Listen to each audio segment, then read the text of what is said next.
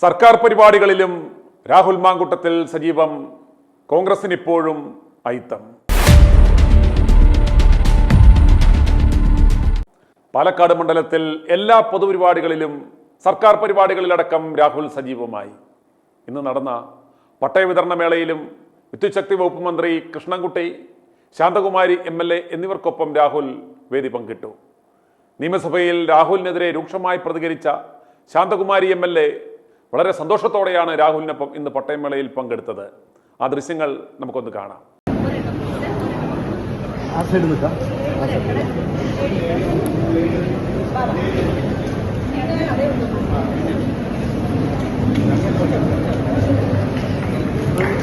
ശ്രീമതി കുഞ്ഞലക്ഷ്മി, ശ്രീമതി കുഞ്ഞലക്ഷ്മി,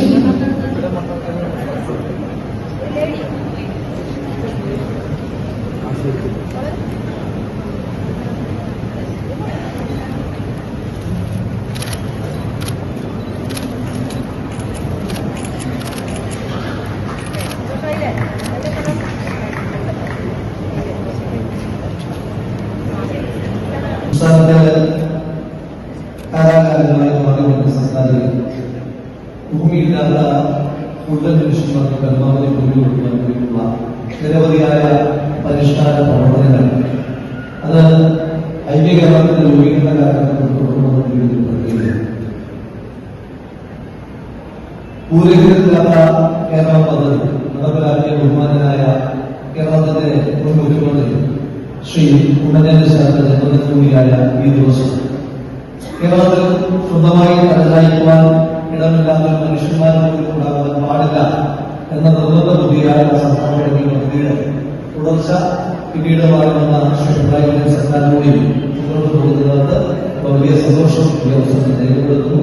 ഞങ്ങളുടെ സുന്ദരഭൂമി അടക്കം നിരന്തരമായി പാലക്കാട് ആവശ്യപ്പെട്ടുകൊണ്ടിരിക്കുന്ന ഒരു പ്രശ്നം, പട്ടയമില്ലാത്ത പ്രശ്നം കാലാകാലങ്ങളായി പതിറ്റാണ്ടുകളായി പല തലമുറകളായി ജീവിച്ചു വരുന്ന ഭൂമിക്ക് മുകളിൽ സുന്ദരഭൂമി അടക്കമുള്ള പ്രദേശത്തെ ആളുകൾക്ക് അവകാശമില്ലാത്ത സാഹചര്യത്തിന് ഒരു പരിഹാരം പരിപൂർണമായിട്ട് നടത്തുവാൻ എല്ലാ ബന്ധപ്പെട്ടവരുടെ സമ്മർദ്ദത്തോടെ ആ വിഷയത്തിൽ ഉണ്ടാകണം എന്ന് ആത്മാർത്ഥമായി ആശംസിച്ചുകൊണ്ട് ആഗ്രഹിച്ചുകൊണ്ട് ഈ പട്ടയമേളയിൽ എല്ലാവിധമായ ആശംസകൾ നടത്തുന്നു.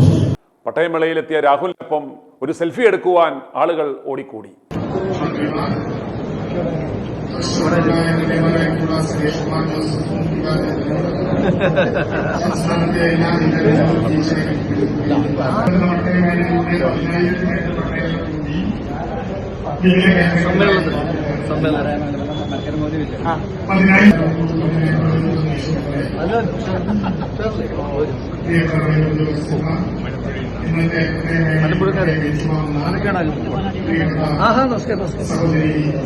കഴിഞ്ഞ ദിവസം കണ്ണാടി ഗ്രാമപഞ്ചായത്തിലെ സാധാരണ ജനങ്ങളെ വലയ്ക്കുന്ന ഡേറ്റാ ബാങ്ക് വിഷയവുമായി ബന്ധപ്പെട്ട ജനകീയ പ്രക്ഷോഭത്തിൽ രാഹുൽ സജീവമായി പങ്കെടുത്തു.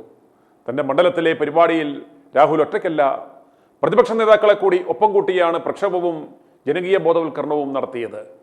കണ്ണാടി ഗ്രാമപഞ്ചായത്ത് മെമ്പറും ക്ഷേമകാര്യ സ്റ്റാൻഡിംഗ് കമ്മിറ്റി ചെയർമാനും CPI നേതാവുമായ ഉദയൻ സുകുമാരനും പ്രതിപക്ഷ നേതാവും കോൺഗ്രസ് നേതാവുമായ KS സെൽവൻ, മണ്ഡലം കോൺഗ്രസ് കമ്മിറ്റി പ്രസിഡന്റ് പ്രസാദ്, മറ്റ് പഞ്ചായത്ത് മെമ്പർമാർ എന്നിവരും സമരത്തിൽ സജീവമായി പങ്കെടുത്തു.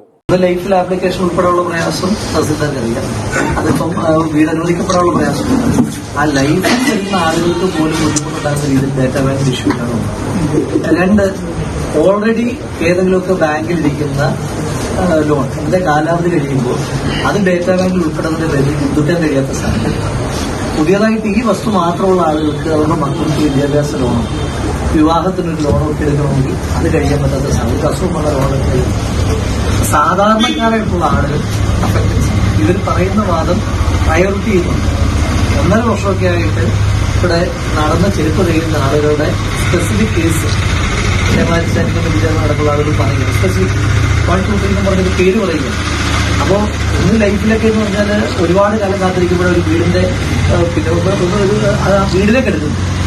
അതെടുത്തിട്ട് പിന്നെ സാങ്കേതികതം പറഞ്ഞ് വീണ്ടും 5-6 വർഷമാണെങ്കിൽ മനുഷ്യന് വീട് അത്യാവശ്യമുള്ള കാര്യമില്ല. ഏതെങ്കിലും ഒരു കാലത്ത് വീട് കിട്ടിയിട്ട് കാര്യമില്ല, ഇന്നും വേണ്ടുന്നല്ലേ വീട്. അപ്പൊ ആ ഒരു ബുദ്ധിമുട്ട് അടിയന്തരമായി ഗ്രഹിക്കുന്നു. കണ്ണാടിയിൽ വ്യാപകമാണ്. കണ്ണാടിയിൽ കഴിഞ്ഞ ഇവിടെ ഒരു മുതിർന്ന നേതാവുണ്ട്, അറിയോ ഭൂമി ഭൂമിയുടെ പ്രഥമ അവകാശി ഗവൺമെന്റാണോ, ഈ ഗവൺമെന്റ് ആര് വരണമെന്ന് തീരുമാനിക്കാൻ ഞങ്ങൾ 5 കൊല്ലം കഴിയുമ്പോൾ വേറൊരു മഷി കിട്ടും. മനസ്സിലായി? ഈ സംവിധാനം മുഴുവൻ ജനങ്ങളെ സഹായിക്കണം, മറിച്ച് അവരെ ദ്രോഹിക്കാനുള്ള ഒരു സംവിധാനത്തിലല്ല.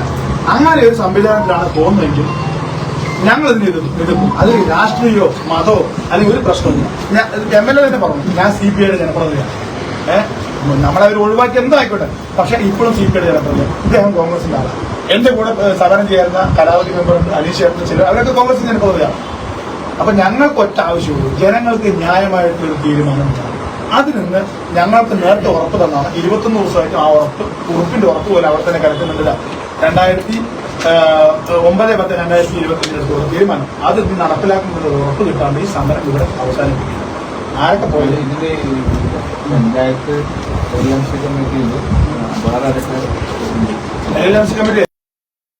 മാർഗം എന്താണ്? ലൈഫ് ലിസ്റ്റുകൾക്ക് പ്രയോറിറ്റി ഉണ്ട്. 1.5 വർഷമായിട്ട് പാവപ്പെട്ട മനുഷ്യന്മാരിവിടെ കയറി ഇറങ്ങുക, അവർക്ക് പ്രയോറിറ്റി കിട്ടുന്നില്ല. ഞാൻ നേരത്തെ സൂചിപ്പിച്ചു, ഇതിനകത്ത് പ്രശ്നം എന്ന് പറഞ്ഞാൽ നിങ്ങൾ ഉദ്യോഗസ്ഥർക്ക് പ്രിവിലേജ് ഉണ്ട്. അപ്പൊ തഹസിൽദാരെ തടഞ്ഞിട്ട് കേസാ അല്ലേ? ഞങ്ങളെ ജനങ്ങൾ തടഞ്ഞ അത് ജനാധിപത്യത്തിന്റെ മനോഹാരിതയാണ്. തമ്മിൽ ഒരുപാട് വ്യത്യാസമുണ്ട്. നിങ്ങളെ തടഞ്ഞപ്പോ കേസെടുക്കും, ഞങ്ങളെ തടയാനുള്ള അവകാശം ജനങ്ങൾക്ക്. ഞങ്ങൾ ആൻസറബിളാണ്. ഇപ്പോ പാലക്കാട് തഹസിൽദാർക്ക് ഇവിടുന്ന് മാറാം, അടുത്ത സ്ഥലത്തോട്ട് പോവാം, കുഴപ്പമൊന്നുമില്ല. SIക്ക് മാറാം, കൃഷി ഓഫീസർക്ക് മാറാം, വില്ലേജ് ഓഫീസർക്ക് മാറാം. ഞങ്ങൾ ഇവിടെ തന്നെ ഉള്ളവരാണ്. എന്ത് ചെയ്യും? ഞങ്ങൾ ജനങ്ങളോട് പറയണ്ടേ? ഇവിടെ ഉള്ളതിന്റെ മാത്രമല്ല, ജനങ്ങൾ കഷ്ടപ്പെടുക. എല്ലാ നിയമവും ജനങ്ങളെ സഹായിക്കാൻ വേണ്ടിയിട്ടുള്ളത്. ഇവിടുത്തെ സ്പെസിഫിക് കേസുകൾ പറയുക. അപ്പൊ നിങ്ങൾ എന്താ പ്രയോറിറ്റൈസ് ചെയ്യാത്ത?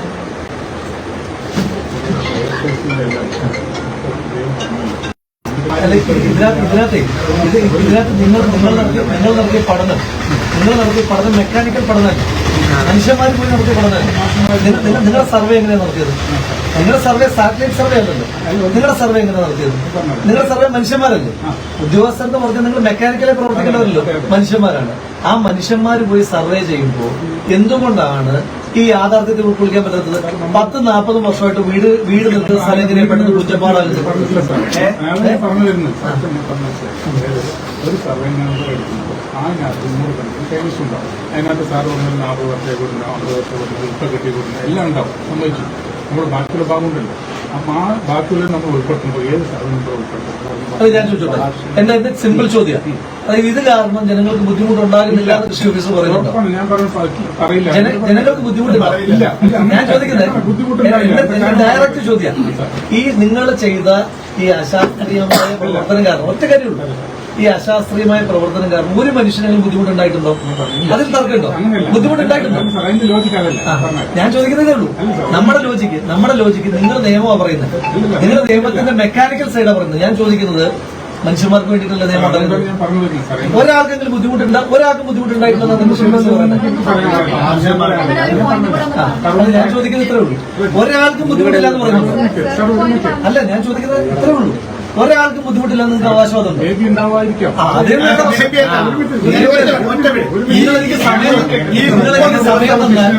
നിങ്ങളെനിക്ക് സമയം തന്നാൽ നിങ്ങൾ പറഞ്ഞ മുഴുവൻ കേൾക്കാം.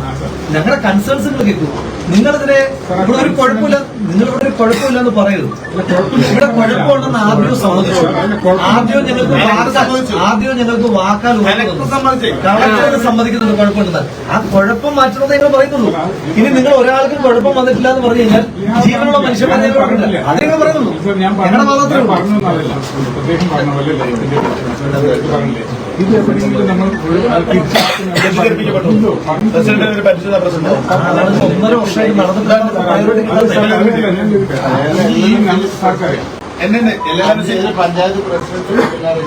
പഞ്ചായത്ത് പ്രസിഡന്റ് 3 രാഷ്ട്രീയ പാർട്ടിയുടെ പ്രതിനിധികൾ വിദഗ്ധരാണ് അവര് 3 പേരും. പിന്നെ അതുപോലെ തന്നെ വില്ലേജ് ഓഫീസർ, കൃഷി ഓഫീസർ. അതിന്റെ പ്രസിഡന്റിന്റെ പരിപാടി ചെയ്ത് വെച്ചിട്ടുണ്ട്. അത് ഞാൻ കാണിച്ചു തരാം. പ്രസിഡന്റ് ഞാനില്ലാതെ അപ്പൊ ഈ പഞ്ചായത്ത് ബോർഡ് റെസൊല്യൂഷൻ അതിലുണ്ട്. പഞ്ചായത്ത് പ്രസിഡന്റ് പറഞ്ഞ കാര്യം 29/9/2025 നിൽക്കേണ്ടത് ആവേശം കിട്ടില്ല. 29/9/2025 ഡാറ്റാ ബാങ്ക് പ്രസിദ്ധീകരണവുമായി ബന്ധപ്പെട്ടുകൊണ്ട് ആക്ഷേപങ്ങൾ സ്വീകരിക്കാൻ കരട് ഡാറ്റാ ബാങ്ക് കർണാടക ഗ്രാമപഞ്ചായത്ത് സെക്രട്ടറി കൃഷി ഓഫീസർക്ക് സമർപ്പിച്ചു. 17/9/2025 കൂടിയ LLMC യോഗ തീരുമാനം എന്ന് പരാമർശിച്ചിരിക്കുന്നു. എന്നാൽ ഈ യോഗത്തിൽ ഞാൻ പങ്കെടുത്തെങ്കിലും പ്രസിഡന്റാണ്, ഞാൻ പങ്കെടുത്തെങ്കിലും കണ്ണാടി 1 വില്ലേജിൽ എത്ര നമ്പർ, കണ്ണാടി 2 വില്ലേജിൽ എത്ര നമ്പർ, ആകെ 5529 നമ്പർ സർവേ നമ്പറുകളിൽ പരിശോധിക്കുകയോ ചർച്ച ചെയ്യുകയോ ചെയ്തിട്ടില്ലാത്ത കാര്യമാണെന്നും തെറ്റിദ്ധരിപ്പിച്ച് മിനിറ്റ്സ് രേഖപ്പെടുത്തി ആയതിനാൽ 17/9 LLMC കമ്മിറ്റി തീരുമാനം റദ്ദ് ചെയ്യണം. അതായത് കൺവീനർ ആയിട്ടുള്ള കൃഷി ഓഫീസർ പഞ്ചായത്ത് പ്രസിഡന്റിനെ തെറ്റിദ്ധരിപ്പിച്ച് ഒപ്പിട്ടു എന്ന് പറഞ്ഞുകൊണ്ട് അവര് കലക്ടർക്ക് കൊടുത്ത പരാതിയാണ്. എനിക്ക് മേഡത്തിനോട് ഒരു കാര്യം പറയാം, ആർജമുണ്ടെങ്കിൽ ഇതിനെതിരെ കോടതിയിൽ പോകണം. ഇന്ന് മിഷൻ 60യുടെ 17ാം ദിനം. ഇടതുപക്ഷ മന്ത്രിമാർ, MLA മാർ, BJP നഗരസഭാ അധ്യക്ഷന്മാരടക്കം രാഹുലുമായി വേദി പങ്കിടുന്നു. ഇപ്പോഴും കേക്കച്ചനും സംഘവും രാഹുലിനെ പടിക്ക് പുറത്ത് നിർത്തിയിരിക്കുകയാണ്. എന്തിനു വേണ്ടി? ഈ കേക്കച്ചൻ പിണറായിയുടെ കയ്യിൽ നിന്നും പണം വാങ്ങിയാണ് രാഹുലിനെയും കോൺഗ്രസിനെയും നശിപ്പിക്കുവാൻ ശ്രമിക്കുന്നത് എന്നതിന് ഇതിൽ പരം മറ്റു തെളിവ് വേണോ? ഇവൻ എന്തിൻ്റെ ബോധ്യത്തിലാണ്, എന്ത് നിലപാടിൻ്റെ അടിസ്ഥാനത്തിലാണ് രാഹുലിനെ പാർട്ടിയിൽ നിന്നും പുറത്താക്കിയത് എന്ന് ഇതുവരെ വെളിപ്പെടുത്തിയിട്ടില്ല. കോൺഗ്രസിലെ മറ്റു നേതാക്കന്മാരും ഇവന് ഓശാന പാടുന്നത് കൊണ്ടാണ് രാഹുൽ ഇപ്പോഴും പുറത്തു നിൽക്കുന്നത്. അതുകൊണ്ട് ഈ ചതിയന്മാർ, ഈ വഞ്ചകന്മാർ നേതൃത്വം കൊടുക്കുന്ന ഈ പ്രസ്ഥാനം വരുന്ന തദ്ദേശ സ്വയംഭരണ സ്ഥാപനങ്ങളിലേക്കുള്ള തെരഞ്ഞെടുപ്പുകളിൽ വിജയിക്കുവാൻ പാടില്ല. അപ്രകാരം ഒരു കനത്ത തോൽവി ഏറ്റുവാങ്ങിയാൽ മാത്രമേ ഇവന്മാരെ പടിയടച്ച് പിണ്ടം വെക്കുകയുള്ളൂ എന്ന് ജനങ്ങൾ മനസ്സിലാക്കുക. വരും ദിവസങ്ങളിൽ ഈ കോൺഗ്രസിൽ നിലവിൽ തുടരുന്ന സകല പെണ്ണുപിടിയന്മാരുടെയും ജനങ്ങൾ മറന്നു തുടങ്ങിയ ആ കഥകൾ നമ്മൾ പുറത്തുവിട്ടു തുടങ്ങുകയാണ്. രാഹുലിനെ തീർക്കുവാൻ ശ്രമിച്ചവന്മാരെ ഒരിക്കലും നമ്മൾ വിലസുവാൻ അനുവദിച്ചുകൂടാ. i2i News, an eye for truth. i2i News subscribe ചെയ്തിട്ടില്ലാത്തവർ ഇപ്പോൾ തന്നെ സബ്സ്ക്രൈബ് ചെയ്യുക. നോട്ടിഫിക്കേഷൻ ലഭിക്കുവാൻ ബെൽ ബട്ടണും അമർത്തുക.